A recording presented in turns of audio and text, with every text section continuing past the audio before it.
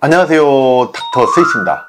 오늘은 보톡스와 필러를 이용해서 얼굴을 작게 만드는 방법에 대해서 설명을 해 드리도록 하겠습니다. 특히나 동양인은 광대나 이 턱이 상대적으로 큰 경우가 많고 눈, 코, 입이 적은 경우가 많습니다. 그래서 얼굴이 약간 커 보이는 경우가 많아요. 제가 말씀드리고 싶은 거는 어떤 수술을 해서 광대나 턱이나 작게 보이는 이런 느낌보다는 필러나 보톡스로 작게 보여지게 하는 이런 느낌이 되게 중요하거든요. 실제로 작아지지 않았지만 작게 보여지게 하는 그런 느낌으로 가는 게 되게 중요합니다.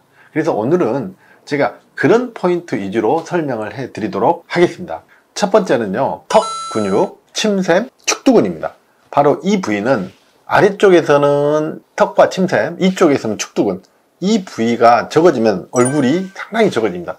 수술만큼이나 효과 있어 보이는 부위가 바로 보톡스입니다. 가성비도 상당히 좋은 부위입니다.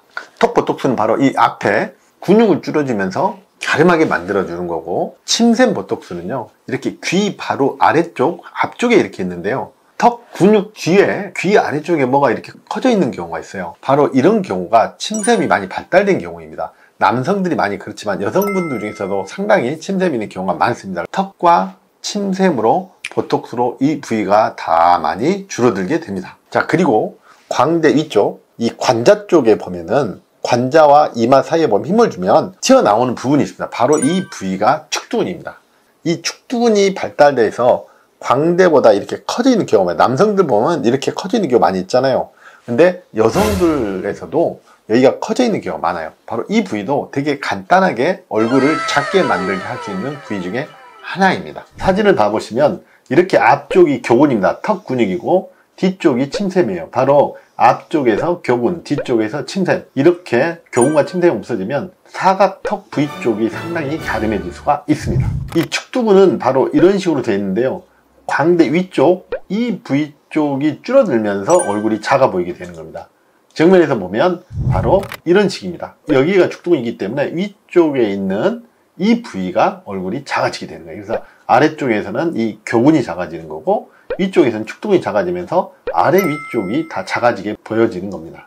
바로 이렇게 보톡스는 저렴한 비용으로도 위 아래쪽 바깥쪽에서 작게 만들어주는 효과가 있습니다.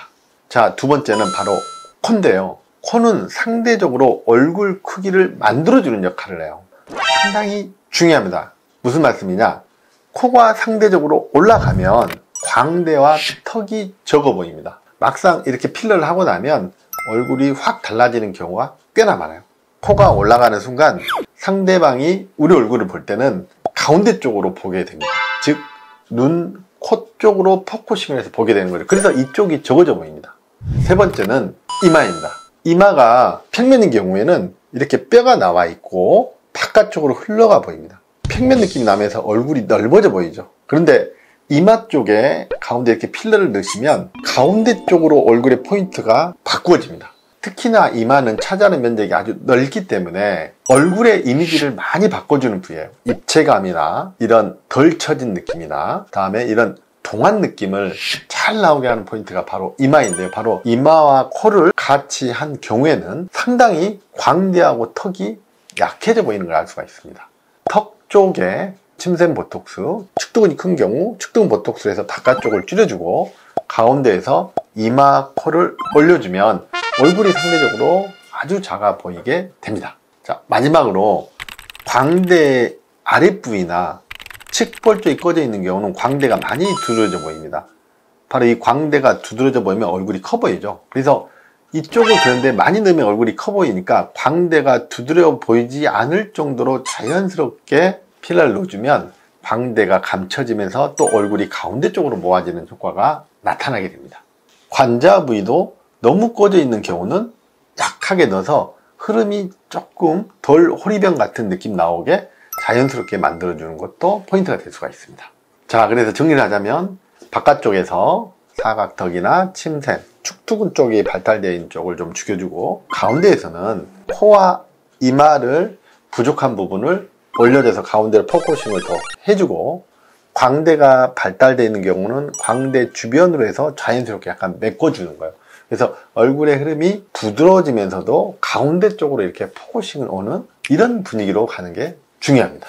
오늘 영상 많이 도움 되셨나요? 닥터 스위스였습니다. 감사합니다.